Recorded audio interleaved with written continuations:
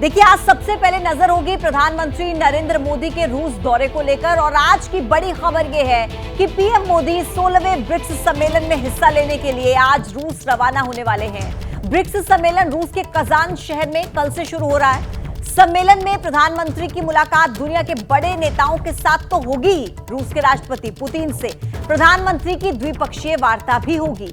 कयास इस बात को लेकर भी है कि चीन के राष्ट्रपति शी जिनपिंग से भी प्रधानमंत्री नरेंद्र मोदी मुलाकात कर सकते हैं।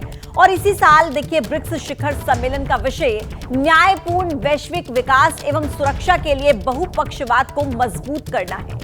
नेताओं की मेजबानी के लिए रूस का कजान शहर में पूरी तरीके से तैयारी की गई है और प्रधानमंत्री नरेंद्र मोदी के रूस के इस दौरे को काफी ज्यादा महत्वपूर्ण माना जा रहा है। देखिए, रूस के कजान में ब्रिक्स शिखर सम्मेलन हो रहा है और ये माना जा रहा है कि आज रूस के राष्ट्रपति पुतिन से तो प्रधानमंत्री नरेंद्र मोदी की द्विपक्षीय वार्ता होगी ही, लेकिन इसी के साथ कयास इस बात को लेकर भी है कि चीन के राष्ट्रपति शी जिनपिंग से भी प्रधानमंत्री नरेंद्र मोदी की मुलाकात हो सकती है। विषय जो इस बार का है ब्रिक्स शिखर सम्मेलन का, वो न्यायपूर्ण वैश्विक विकास एवं सुरक्षा के लिए बहुपक्षवाद को मजबूत करने का है। ये दो तस्वीरें आप इस वक्त देख पा रहे हैं, रूस का कजान शहर जहां पर ब्रिक्स शिखर सम्मेलन इस बार होगा। और ब्रिक्स का ये मंच, अब ऐसे में प्रधानमंत्री नरेंद्र मोदी का ये जो दौरा है, ये अपने आप में बहुत ज्यादा महत्वपूर्ण माना जा रहा है। और आइए अब आपको ये बताते हैं कि जो ब्रिक्स समिट है उसका एजेंडा क्या है, आखिर किस थीम पर इस बार इस शिखर सम्मेलन को रखा गया है। आप समझिए कि पहला तो यह है कि डॉलर पर निर्भरता घटाने के लिए पेमेंट सिस्टम, ये पहला एक मोटिव है। दूसरा मोटिव देखिए, अनाज के ट्रेडिंग एक्सचेंज का निर्माण करना। इसके अलावा जो तीसरा एजेंडा है वो है ब्रिक्स के साझेदार देशों के लिए फ्रेमवर्क तैयार करना। तो ये पूरा एजेंडा ब्रिक्स समिट को लेकर के, इन तीन एजेंडों को लेकर काफी ज्यादा महत्वपूर्ण इस ब्रिक्स शिखर सम्मेलन को माना जा रहा है। तो देखिए, अब आपको दिखाते हैं कि प्रधानमंत्री नरेंद्र मोदी कहां पर अभी तक ब्रिक्स समिट में शामिल हो चुके हैं। ये जो तस्वीरें आप मेरे इर्द गिर्द देख रहे हैं ना, इसके हिसाब से आप ये समझिए कि अभी तक प्रधानमंत्री नरेंद्र मोदी दुनिया के किस किस हिस्से में ब्रिक्स शिखर सम्मेलन का हिस्सा बने हैं, उसकी तस्वीरें आप इस वक्त अपने टीवी स्क्रीन पर देख पा रहे हैं। इसके अलावा अब आगे बढ़ते हुए, दुनिया भर में ब्रिक्स का दम, यानी कि आबादी कितनी है और किस तरीके से योगदान है, वो आप समझेंगे। 45% आबादी और अर्थव्यवस्था में योगदान है 26% का। व्यापार में अगर भागीदारी आप समझेंगे तो 40% की है। इसके अलावा तेल उत्पादन और निर्यात में अगर आप समझेंगे तो 40% का ये योगदान दुनिया भर में ब्रिक्स का ये रहता है। और ऐसे में अपने आप में ये ब्रिक्स शिखर सम्मेलन बहुत वेटेज रखता है, वजन रखता है, बहुत महत्वपूर्ण हो जाता है। प्रधानमंत्री नरेंद्र मोदी ब्रिक्स शिखर सम्मेलन में शामिल होंगे। ब्रिक्स का जो एजेंडा है वो आर्थिक सहयोग और तमाम सुधार को लेकर है। प्रधानमंत्री नरेंद्र मोदी और पुतिन के बीच द्विपक्षीय मुलाकात होगी।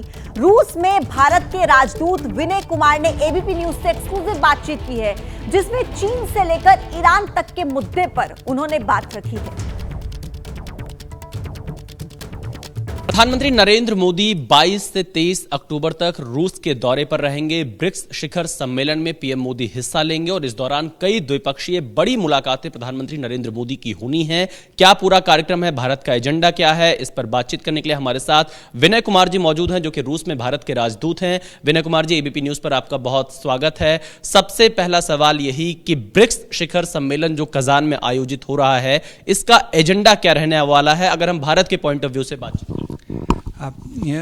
आपको पता होगा कि ब्रिक्स का फॉर्मेशन इकोनॉमिक कोऑपरेशन के लिए हुआ था और इकोनॉमिक कोऑपरेशन इसका मेन एजेंडा रहेगा। उसके साथ साथ जो sustainable development, lifestyle for environment, financial inclusion, reform of global governance institutions, इन सारे मुद्दों पे ब्रिक्स में बातचीत होने की संभावना है।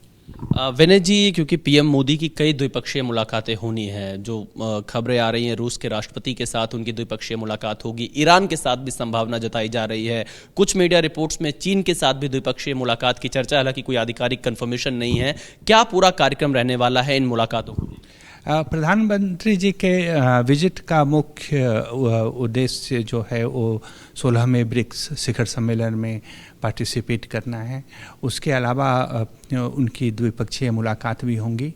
इस समय में प्रेसिडेंट पुतिन के साथ उनकी मुलाकात निश्चित हो चुकी है और बाकी पे कुछ काम चल रहा है जो जैसे ही उस पे निर्णय होता है आपको बताया जाएगा। ईरान और चीन के साथ भी द्विपक्षीय मुलाकात संभावित है। इस समय में मैं बाकी द्विपक्षीय मुलाकातों के बारे में कुछ कहने की अवस्था में नहीं हूँ। विनय जी, क्योंकि रूस के राष्ट्रपति से प्रधानमंत्री नरेंद्र मोदी जुलाई के बाद अब अक्टूबर में एक बार फिर से उनकी मुलाकात होगी और इसी बीच पीएम मोदी यूक्रेन भी गए थे, जेलेंस्की से भी उनकी मुलाकात हुई थी। जो शांति का फॉर्मूला भारत लगातार दे रहा है रूस यूक्रेन युद्ध को लेकर, क्या उस शांति फॉर्मूले पर, उस शांति समझौते पर बातचीत संभव?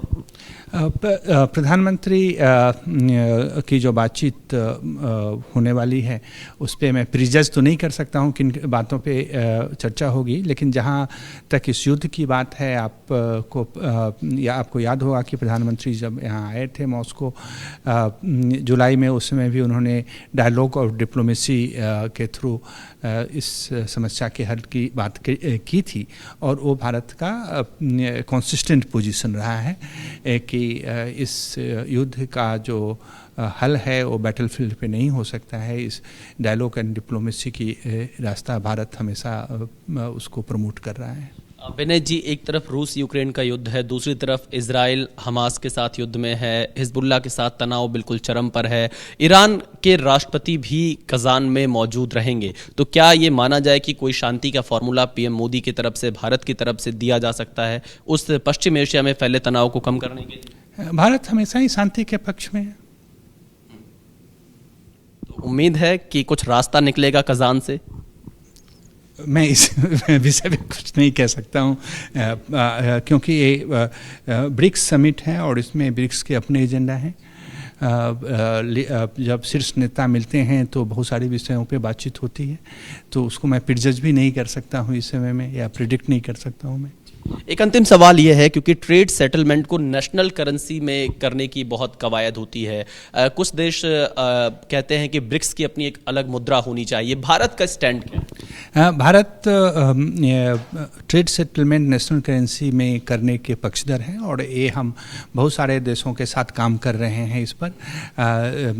रूस के साथ भी समझौता इस पे है और जो डेजिग्नेटेड बैंक्स हैं जिनको ये अधिकार दिया गया है कि दोनों देशों के बीच में ट्रेड सेटलमेंट नेशनल करेंसीज में किया जाए, तो भारत इसका पक्षधर है कि नेशनल करेंसी को प्रमोट किया जाए ट्रेड सेटलमेंट में। तो ये आप सुन रहे थे विनय कुमार को, जो रूस में भारत के राजदूत हैं। उन्होंने बताया कि इस ब्रिक्स शिखर सम्मेलन का एजेंडा क्या है और कितना महत्वपूर्ण ये देशों के लिए हो सकता है। अब आगे बढ़ते हुए देखिए, ब्रिक्स प्लस देशों के साथ व्यापार, कितना योगदान है, कितना आयात, कितना निर्यात, ये सब आपको ग्राफिक्स के जरिए बता रहे हैं। देखिए, भारत का जो निर्यात है यानी कि जो एक्सपोर्ट है वो 7,29,000 करोड़ रुपए का यानी कि 20% का। भारत का जो आयात है यानी कि जो इंपोर्ट है वो 21,61,000 करोड़ रुपए का है, जो कि अगर परसेंटेज में आप समझेंगे तो 38% है। कुल व्यापार आप देख लीजिए 28,90,000 करोड़ रुपए का है, यानी कि अगर आप परसेंटेज में इसको समझेंगे तो ये 31% का कुल व्यापार है। तो ब्रिक्स प्लस देशों के साथ ये जो व्यापार है, वाणिज्य मंत्रालय 2023-24 के डेटा के हिसाब से हमने आपको बताया। अब देखिए, रूस के कजान में आज से ब्रिक्स शिखर सम्मेलन शुरू हो रहा है। प्रधानमंत्री नरेंद्र मोदी और चीन के राष्ट्रपति शी जिनपिंग इस सम्मेलन में शामिल होंगे। हालांकि ये अभी साफ नहीं है कि सम्मेलन से अलग दोनों नेताओं की मुलाकात होगी या नहीं होगी। चीन के जो विदेश मंत्री हैं, देखिए, उनके साथ बातचीत होगी या नहीं होगी, ये सब अभी सवालिया निशान के घेरे में है। लेकिन हाँ, ये जो ब्रिक्स शिखर सम्मेलन है इसमें चीन के राष्ट्रपति शामिल होने वाले हैं। चीन के विदेश मंत्रालय के मुलाकात पर सवाल जो है वो हालांकि अभी टाल दिया गया है, यानी कि एक सवाल अभी बना हुआ है कि ये मुलाकात इस ब्रिक्स शिखर सम्मेलन से इतर दोनों के बीच क्या होगी या नहीं होगी, यानी कि सस्पेंस अभी बना हुआ है। चीन के विदेश मंत्रालय के मुलाकात पर सवाल को टाल दिया गया और ब्रिक्स शिखर सम्मेलन में प्रधानमंत्री नरेंद्र मोदी शामिल होने वाले हैं। साथ ही चीन के राष्ट्रपति शी जिनपिंग भी इस ब्रिक्स शिखर सम्मेलन का हिस्सा होंगे। एक सवाल था कि क्या दोनों नेताओं के बीच द्विपक्षीय वार्ता होगी या नहीं होगी। अभी इस पर सस्पेंस लगातार बना हुआ है। और अब आगे बढ़ते हैं। देखिए अगली बड़ी खबर यूपी के बुलंदशहर से, जहां सिकंदराबाद में सिलेंडर फटने से 5 लोगों की मौत हो गई है। आशापुरी कॉलोनी में देर रात सिलेंडर फटा और मकान की छत गिर गई। परिवार के 10 से 19 लोग इसमें दब गए। परिवार के मुखिया, उनकी पत्नी, बेटी और 2 बेटों की मौत हो गई। 2 को गंभीर हालत में अस्पताल में भर्ती कराया गया। मौके पर राहत बचाव कार्य जारी है। एसडीआरएफ के जवान रेस्क्यू ऑपरेशन में जुटे हुए हैं और मलबे में दबे परिवार के 10 सदस्यों को सुरक्षित बाहर निकाल लिया गया है। मुख्यमंत्री योगी आदित्यनाथ ने हादसे को संज्ञान में लिया। बहुत ही दुखद यह हादसा, मकान गिरा, 5 लोगों की मौत की खबर सामने आ रही है और अभी भी ये माना जा रहा है कि कुछ लोग मलबे में दबे हो सकते हैं। राहत बचाव कार्य मौके पर जारी है। यूपी के बुलंदशहर में यह हादसा, सिकंदराबाद में, जहां सिलेंडर फटा और 5 लोगों की जान चली गई। आशापुरी कॉलोनी में यह पूरा हादसा हुआ। तस्वीरें देखिए, जेसीबी मशीन के जरिए वहां पर देखिए रेस्क्यू ऑपरेशन चलाया जा रहा है। टीम मौके पर मौजूद है। देर रात की यह घटना, जहां पर सिलेंडर फटा और अचानक से मकान की छत गिर गई। परिवार के 10 से 19 लोग देखिए मलबे में दब गए हैं। परिवार के मुखिया, पत्नी, बेटी, 2 बेटों की तो मौत की पुष्टि हो चुकी है और अभी भी बताया जा रहा है कि कई लोग मलबे में दबे हो सकते हैं। ये देख लीजिए आप तस्वीरें। देर रात यह हादसा, सिलेंडर फटा, मकान की छत गिरी और इसमें मलबे में दबने से 10 से 12 लोग, जो कि बताया जा रहा है अभी भी मलबे में दबे हो सकते हैं, क्योंकि कुल 5 लोगों की मौत की पुष्टि हो चुकी है।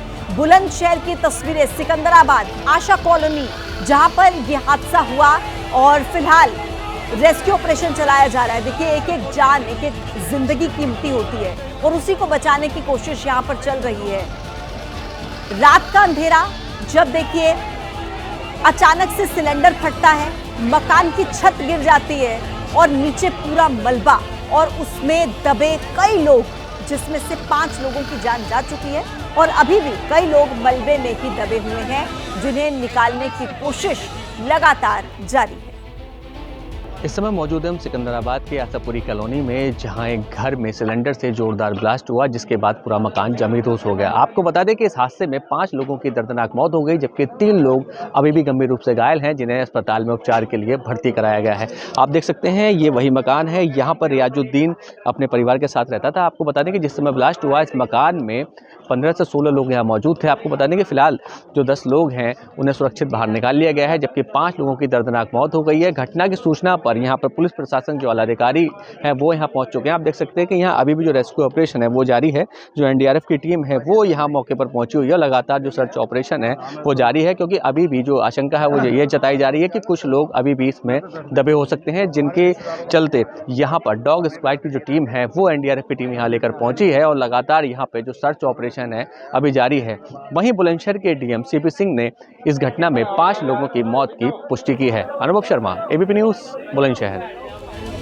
तो वाकई यह हादसा बहुत दुखद है और 5 लोगों की मौत की पुष्टि हो चुकी है। अभी भी माना जा रहा है कि कई लोग मलबे में दबे हुए हैं, उन्हें लगातार बचाने की कोशिश चल रही है। लेकिन देखिए किस तरीके से इस धमाके में 5 लोगों की जान का चले जाना, सुबह सुबह ये बहुत ही दुखद खबर सामने आई है। अब इस पूरे मामले को लेकर बुलंदशहर के डीएम सीपी सिंह क्या कह रहे हैं, सुनिए।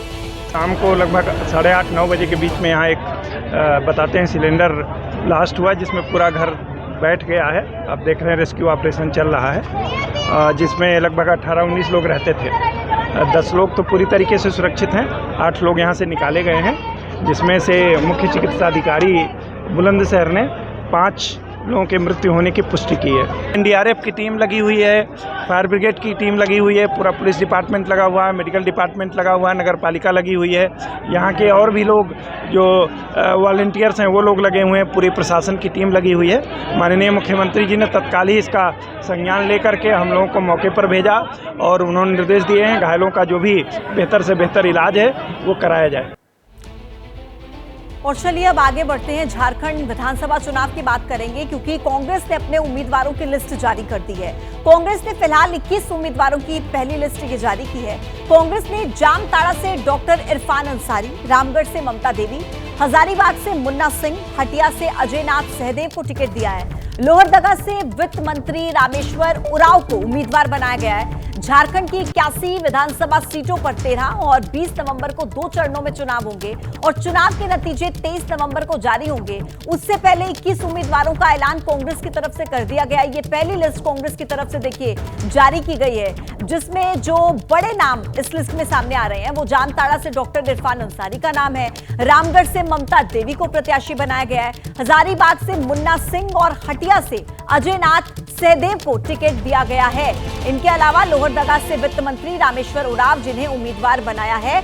और तस्वीरें आप देख रहे हैं इस वक्त, की पूरी लिस्ट आपकी टीवी स्क्रीन पर चल रही है। नाम के साथ डॉक्टर अजय कुमार जिन्हें जमशेदपुर पूर्वी से टिकट मिला है, जयप्रकाश पटेल को मंडू से प्रत्याशी कांग्रेस की तरफ से अपना घोषित किया गया है, प्रदीप यादव को पोरेहाट से टिकट दिया गया है, बन्ना गुप्ता जिन्हें जमशेदपुर पश्चिम से कांग्रेस की तरफ से टिकट मिला है, जामताड़ा से डॉक्टर इरफान अंसारी को देखिए टिकट मिला है, रामगढ़ से ममता देवी को फिर से एक बार प्रत्याशी बनाया कांग्रेस ने अपना, हजारीबाग से मुन्ना सिंह इस बार ताल ठोकेंगे और लोहरदगा से वित्त मंत्री रामेश्वर उरांव उम्मीदवार बनाए गए हैं। यानी कि जो कांग्रेस ने ये 21 उम्मीदवारों की पहली सूची जारी की है, इसमें कई नाम आप देखेंगे जिन पर एक बार फिर से कांग्रेस भरोसा जताती हुई नजर आई है। बड़ी खबर महाराष्ट्र के ठाणे से, जहां पर एक मर्सिडीज कार ने 21 साल के लड़के को टक्कर मार दी, उसकी मौत हो गई है। मृतक की पहचान दर्शन हेगड़े के तौर पर हुई है। पुलिस ने सोमवार को बताया कि घटना 20 अक्टूबर की रात को हुई थी और हादसा तब हुआ जब दर्शन हेगड़े खाना खरीदने के बाद घर लौट रहा था। घर के लोग इंतजार कर रहे थे, लेकिन वो इंतजार ही रह गया। नासिक हाईवे की तरफ जा रही मर्सिडीज ने उसे टक्कर मार दी और ड्राइवर मौके से फरार हो गया। हालांकि पुलिस ने बाद में कार को जब्त कर लिया, लेकिन आरोपी ड्राइवर अभी तक फरार है। महाराष्ट्र में एक के बाद एक हिट एंड रन का मामला इस बार ठाणे से सामने आया है। लग्जरी कार, मर्सिडीज कार जिसने 21 साल के युवक को अपनी चपेट में ले लिया, तेज रफ्तार ये गाड़ी, और मौके पर ही 21 साल के इस युवक की मौत हो गई है। पहचान दर्शन हेगड़े के रूप में हुई है। तो आइए आगे बढ़ेंगे। महाराष्ट्र में महाविकास अघाड़ी में सीटों को लेकर टकरार अभी भी जारी है। सीटों को लेकर अभी तक कोई सहमति बन नहीं पाई है और इसके बाद आज कांग्रेस के वरिष्ठ नेता बाला साहब थोराट दोपहर को 3 बजे उद्धव ठाकरे और शरद पवार से मुलाकात करेंगे। अब इस मुलाकात को देखिए काफी ज्यादा अहम माना जा रहा है। इससे पहले संजय राउत शरद पवार से मुलाकात भी कर सकते हैं। तो कुल मिलाकर अभी तक बात बनती नजर नहीं आई है सीटों को लेकर महाविकास अघाड़ी में। अब ऐसे में कांग्रेस के वरिष्ठ नेता आज 3 बजे उद्धव ठाकरे और शरद पवार से मुलाकात करेंगे। महाराष्ट्र में खबर थी कि दोनों गठबंधन 28-28 सीटों पर फंसे हुए हैं। बीजेपी ने टिकटों पर पहले सस्पेंस तोड़ा।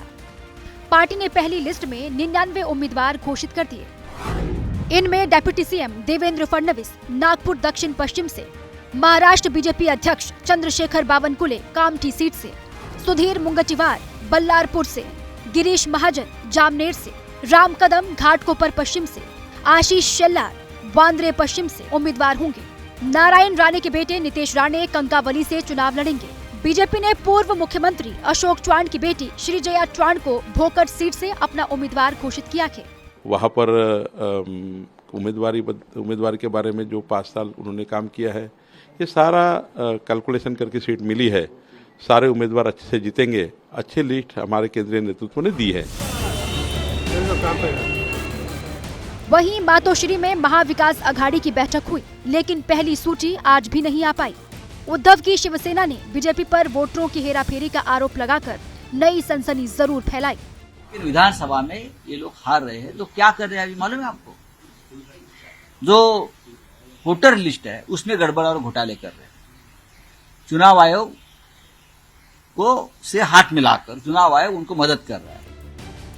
महाविकास अघाड़ी के तोल मोल में समाजवादी पार्टी भी 12 सीटें मांगकर नया पेच डाल चुकी है। पार्टी 5 उम्मीदवार घोषित भी कर चुकी है और कोशिश में है कि यूपी की दोस्ती के एवज में कांग्रेस अपने हिस्से की 4 से 5 और सीटें उसके लिए छोड़ दे। हम नहीं चाहते हैं कि ये सीटें इंडिया अलायंस लूज़ कर दे, ये हमने अखिलेश जी उसके पार्टनर है ना, हमने बताया उनको ये बातें। अब आप जाइए मालेगांव, धुलिया, 3-4 सीट मिल जाए तो ठीक है। महाराष्ट्र विधानसभा की 288 सीटों पर 20 नवंबर को मतदान होना है। और चलिए आगे बढ़ते हैं। बड़ी खबर आपको दे, दिल्ली के रोहिणी इलाके में धमाके मामले में जांच अब तेज हो गई है और एजेंसियों को एक बड़ा सबूत मिला है। सीसीटीवी फुटेज में ब्लास्ट का दिखा है संदिग्ध आरोपी। एबीपी न्यूज के पास संदिग्ध आरोपी की एक्सक्लूसिव तस्वीरें हैं, जिसमें दिख रहा है कि एक आदमी किस तरीके से हाथ में सफेद रंग का बैग ले जाता दिखाई दे रहा है, जो धमाके वाली जगह पर जाता है। सीसीटीवी तस्वीरें धमाके के कुछ घंटे पहले की हैं। ये देख लीजिए आप, ये फुटेज जो सामने आया है, जिसमें ये जो आप गोल घेरे में देख रहे हैं ना, जिसे संदिग्ध कहीं ना कहीं माना जा रहा है, ये सफेद गाड़ी के पीछे की तरफ आप देखिए हाथ में बैग लिए जाता हुआ नजर आ रहा है। सफेद रंग का बैग इस व्यक्ति के हाथ में है और ये उसी जगह पर जाता है जहां पर ये धमाका हुआ है। और ये जो पूरा वीडियो बताया जा रहा है, ये इस धमाके से कुछ घंटे पहले का है। जांच एजेंसियों के लिए ये बहुत अहम सबूत है, सीसीटीवी फुटेज जिसमें ये संदिग्ध आरोपी दिखाई दिया। एक्सक्लूसिव तस्वीर एबीपी न्यूज के पास है, जिसमें आपने देखा कि एक व्यक्ति जो हाथ में सफेद रंग का बैग लेकर धमाके वाली जगह पर स्पॉट पर जाता हुआ नजर आ रहा है। अब देखिए, दिल्ली के प्रशांत विहार धमाके में जांच का दायरा अब इस दिशा में है कि कहीं इसके पीछे खालिस्तानी या फिर पाकिस्तानी कनेक्शन तो नहीं है। कुछ अहम सुराग मिले हैं, लेकिन जांच अभी नतीजों से बहुत दूर है।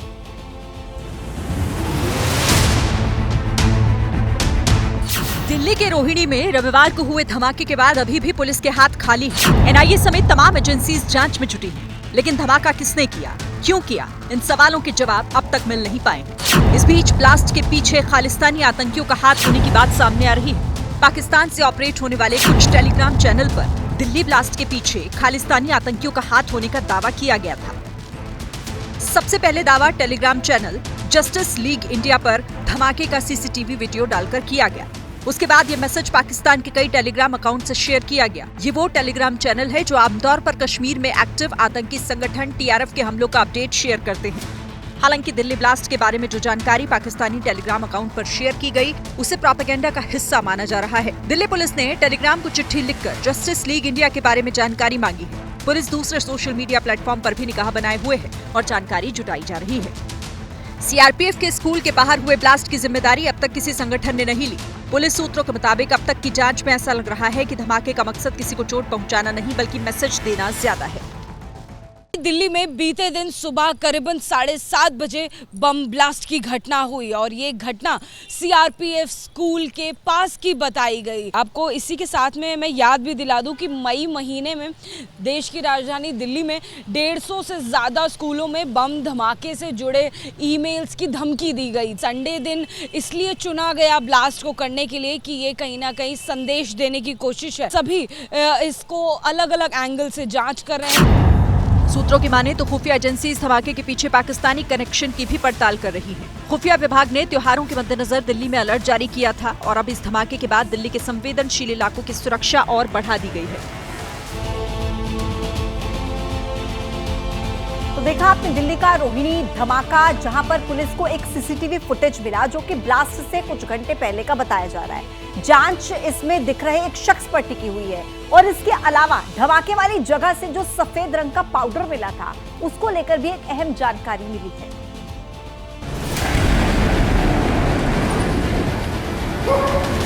रोहिणी ब्लास्ट की जांच जैसे जैसे आगे बढ़ रही है, नए खुलासे सामने आ रहे हैं। धमाके वाली जगह पर जो सफेद पाउडर मिला था, उसकी जांच के बाद एफएसएल ने बताया कि सफेद पाउडर में 3 केमिकल मिलाए गए थे। इनमें हाइड्रोजन पेरोक्साइड, बोरेट और नाइट्रेट शामिल है। ये तीनों केमिकल बम बनाने के लिए मिक्स किए गए थे। सूत्रों के मुताबिक इस तरह के केमिकल का इस्तेमाल माइनिंग में किया जाता है। अब आपको मिलवाते हैं उस शख्स से जिसने धमाके के बाद सबसे पहले पुलिस को फोन किया था। ये है नरेश कादियान। जिस वक्त धमाका हुआ, कादियान घर में बैठकर काम कर रहे थे। धमाका होते ही कादियान ने वीडियो बनाया, फिर पुलिस और एनएसजी को पूरी जानकारी दी। दिल्ली पुलिस ने तुरंत कार्रवाई करते हुए कोऑर्डिनेट सबसे कर लिया। फिर उनके टेलीफोन एक के ऊपर एक आए, तो मैंने टेलीफोन का मैकेनिज्म ऐसा बना रखा है, अननोन कॉल मेरे को टेलीफोन रिसीव नहीं करता, ब्लॉक में हो जाता है। तो उसके बाद मैंने देखा कम से कम 15 टेलीफोन ब्लॉक में थे। फिर एक एक करके मैंने पूछा, फिर उन्होंने बताया मैं यहाँ से फायर ब्रिगेड से NSG से, फिर उनको सबको बता दिया। इस बीच दिल्ली पुलिस को एक सीसीटीवी फुटेज मिला है जिसमें 3 संदिग्ध नजर आए। फुटेज में धमाके से एक दिन पहले यानी शनिवार रात सफेद रंग की टी-शर्ट पहने एक संदिग्ध ब्लास्ट वाली जगह पर नजर आया, जो वहां कुछ देर के लिए रुका और फिर वहां से चला गया। इसके अलावा 2 और लोग भी ऐसे दिखे जिनकी गतिविधियां संदिग्ध है। पुलिस अब इन संदिग्धों की तलाश कर रही है। चलिए आगे बढ़ेंगे। देखिए, सर्दी के दस्तक के साथ ही देश की राजधानी दिल्ली में वायु प्रदूषण का स्तर बढ़ने लगा है। सोमवार को दिल्ली में एयर क्वालिटी इंडेक्स 300 के पार चला गया। हवा की गुणवत्ता बहुत खराब श्रेणी में पहुंच गई है और इसी को देखते हुए ग्रेडेड रिस्पांस एक्शन प्लान का दूसरा लेवल लागू कर दिया गया है। ग्रैप 2 लगने के बाद दिल्ली NCR में डीजल से चलने वाले जनरेटर पर रोक लगा दी गई है। प्राइवेट गाड़ियों के इस्तेमाल को कम करने के लिए पार्किंग फीस को बढ़ाया जाएगा। इसके अलावा CNG, इलेक्ट्रिक बसों और मेट्रो की सर्विस को भी बढ़ाया जाएगा। RWA अपने सिक्योरिटी गार्ड को हीटर देंगी ताकि वो गर्माहट के लिए कूड़ा, लकड़ी या फिर कोयले को ना जलाएं और प्रदूषण का लेवल ना बढ़े। देखिए, जब भी दिल्ली में सर्दी का मौसम आता है, इस तरीके की परिस्थिति हर बार बनती है कि प्रदूषण का लेवल बढ़ जाता है सर्दी के आते ही, और उसी को देखते हुए ग्रैप के लेवल को बढ़ाया जाता है। फिलहाल दिल्ली में ग्रैप 2 लागू कर दिया गया है और इसके लिए कई नियम दिल्ली सरकार ने बनाए हैं, उनको फॉलो करना होगा। तो देखिए, दिल्ली में एक तरफ तो है वायु प्रदूषण और दूसरी तरफ दिल्ली में बहने वाली यमुना, जिसमें प्रदूषण का मुद्दा अब और ज्यादा बड़ा हो गया है। दिल्ली के उपराज्यपाल VK सक्सेना ने यमुना पर तैरते हुए जहरीले झाग का मुद्दा उठाया तो आम आदमी पार्टी इस पर बुरा मान गई। उसे लगा कि निशाना केजरीवाल पर है। इसके बाद ऐसी जुबानी जंग छिड़ी जिसमें आम आदमी पार्टी से लेकर समाजवादी पार्टी और बीजेपी तक सब शामिल हुए।